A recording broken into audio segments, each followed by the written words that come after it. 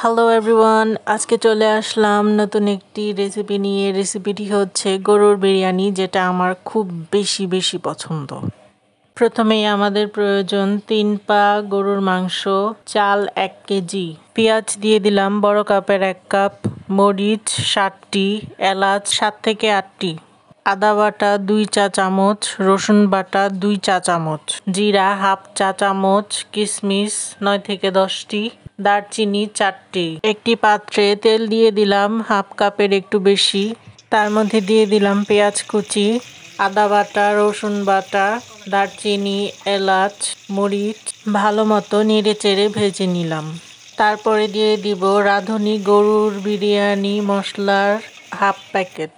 রাঁধুনি মশলা দেওয়ার পর আমরা লবণ দিব স্বাদ মতন, 1 চামচ ধনিয়ার গুঁড়া, শুকনা মরিচ গুঁড়া হাফ চা চামচ।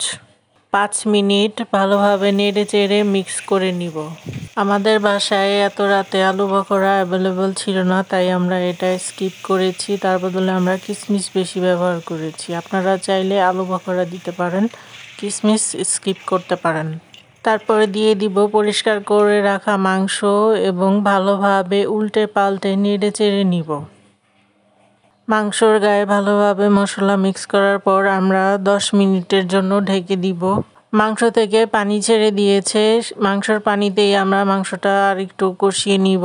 10 মিনিট কষানোর পর আমরা হাফ লিটারের একটু বেশি পানি দিয়ে আমরা ভালোভাবে নেড়ে চেড়ে উল্টে পাল্টে দিব। তারপর আমরা একটি ঢাকনা দিয়ে ঢেকে দিব। 10 মিনিট পর আমরা ঢাকনাটি খুলে দেখি ঝোল প্রায় শুকিয়ে এসেছে। তারপরে আমরা একটু নেড়ে চেড়ে দিলাম। তারপরে আরও 20 মিনিটের জন্য আমরা ঢাকনা দিয়ে ঢেকে দিলাম। এর মাঝখানে আমরা একবার নেড়ে চেড়ে দিয়েছি যাতে নিচে লেগে না যায়।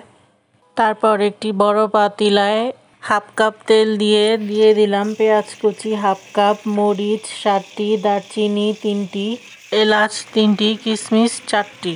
চাল দিয়ে দিলাম 1 কেজি। মিডিয়াম ফ্লেমে 7 থেকে 8 মিনিট আমরা চালটা ভেজে নিলাম। নাড়াচাড়া করে দিয়ে দিলাম লবণ স্বাদ মতো। লবণটা মিক্স করে নেওয়ার পর তারপর দিয়ে দিলাম 1.5 লিটারের মতো পানি। মিডিয়াম ফ্লেমে নাড়াচাড়া করে তারপর একটি ঢাকনা দিয়ে ঢেকে দিলাম 10 মিনিটের জন্য। 10 মিনিট পর ঢাকনাটি খুলে দিয়ে দিলাম 2 চামচ ঘি। ঘি দেওয়ার পর আমরা 10 মিনিটের জন্য ঢাকনা দিয়ে ঢেকে দিলাম। লো ফ্লেমে দমে দিয়ে দিলাম। 10 মিনিট পর ঢাকনাটি খুলে দেখি পোলাওটি হয়ে গেছে। আপনারা দেখতেই পাচ্ছেন পোলাওটি কত ঝরঝরা হয়েছে। পোলাওটি খুব সুন্দর দেখতে হয়েছে। এই পর্যায়ে আমরা মাংসটির সাথে পোলাও ভালোভাবে মিক্স করে নিব। বিরিয়ানিটি ভালো মতো মিক্স করার পর আমরা একটি সার্ভিং বোলে বিরিয়ানিটি ঢেলে নিব। দেখতেই পাচ্ছেন বিরিয়ানিটি অনেক ঝরঝরা হয়েছে। আপনারাও বাসায় এভাবে ট্রাই করে দেখতে পারেন। বিফ বিরিয়ানিটি এভাবে রান্না করে আপনারা অবশ্যই আপনাদের মতামত কমেন্টে জানাবেন কেমন হয়েছে খেতে। ভিডিওটি এ পর্যন্ত দেখার জন্য আপনাকে অসংখ্য ধন্যবাদ। ভিডিওটি এ পর্যন্ত দেখে থাকলে please like, comment, share with your friends and family. Please subscribe our channel Sunny Road Blogs and hit the bell icon. Don't forget to follow our Facebook page Sunny Road Blogs. সবাই ভালো থাকবেন। আজকের মতো এখানেই বিদায় নিচ্ছি। ওকে, tata, by.